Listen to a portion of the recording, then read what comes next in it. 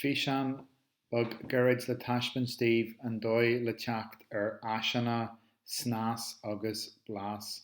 So an céad rud atá le deanamh agata ná céithú tú training.sia.org.uk ar chorista thuas an seo agus tuí tú a ad leis an siú seo.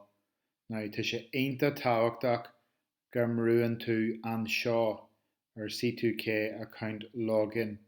So glig leil ar sin agus chorista an aim usage order agus an pass ocail atá agat don riomhara C2K. So mátá tú logáiliste ag na riomhairí nó ag Google Classroom an pass ocail ní gadit an at c2ken.net a chuirsta sin. Sin glig leil ar login agus tuí tú a ad leis na an lehanach seo. So mátá tú im léon hocht mar hampla raithí tú ag Snas agus Blas. So arís glig leil ar sin agus osclóí an lehanach seo. So chuirgas bhfuil tú gobar ar aonad trí, seo aonad a trí, agus má iarran an múinseoir ort éisteacht le aonad a trí an fisean, glig leilann tú ar an crippa sin, agus sein nó cas.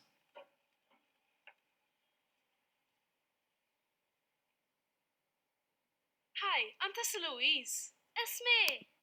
Sin sampla bhain le harc ar an dói le goliste ag na fisean ach dearthainn gur seo an áit a bhfuil an múinseoir a géirí ort freastal ar so glig leil ar gríomhaíochtaí agus mar hampla seo an áit a bhfuil na gríomhaíochtaí nó na cluichí. So glig leil ar sin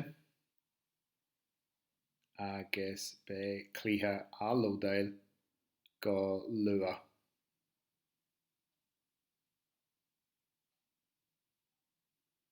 Agus an sin brú ar tosaí. Okay. Agus an sin go dtí glatsa galaráis. So arís sin mátá tú ag úsáid Snas agus Blas leor haon, mátá Snas agus Blas leor a dá in úsáid agat. Hig glatsa gáil díreachas dá ag so Snas agus Blas leor trí agus ar an darna lehanach be Snas agus Blas leor a dá an. So glig leil ar sin go go dtí an aonad íirtar ort agus ar náide sa ceas seo tá ceachtainna éisteachta an fásta. Mar an nibíonn na rudaí seo hig glatsa tríal winchas gach rud an sin arís ar Google Chrome in áit Internet Explorer nó Safari. Mai sibh, mór leis